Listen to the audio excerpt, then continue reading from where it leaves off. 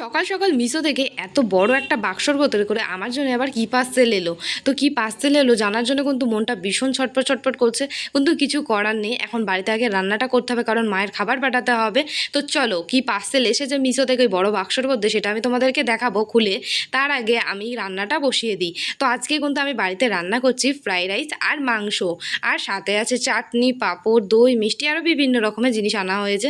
তো চলো তাড়াতাড়ি করে আগে রান্নাটা সেরে নিই, তারপরে তোমাদেরকে আমি দেখাবো যে আমি কি পার্সেল নিলাম, মিশো থেকে কি অর্ডার করেছিলাম সেটা এসছে, সেটা দেখাবো। তো চলো এখানে মাংসটা ধুয়ে নিয়ে এসেছি। দেখো মাংসর মধ্যে অবধি পিঁপড়ে, যার কারণে আমাকে গাছটা কাটতে হলো। পিঁপড়ে যেন আমাদের বাড়িই ছাড়ছে না, জানো তো বন্ধুরা, এই কালো পিঁপড়ে। তো যাই হোক, এখানে কিন্তু আমি বসিয়ে দিয়েছিলাম মাংসটা, আর মাংসটা কিন্তু আমার রান্না প্রায় কমপ্লিট হয়ে গেছে।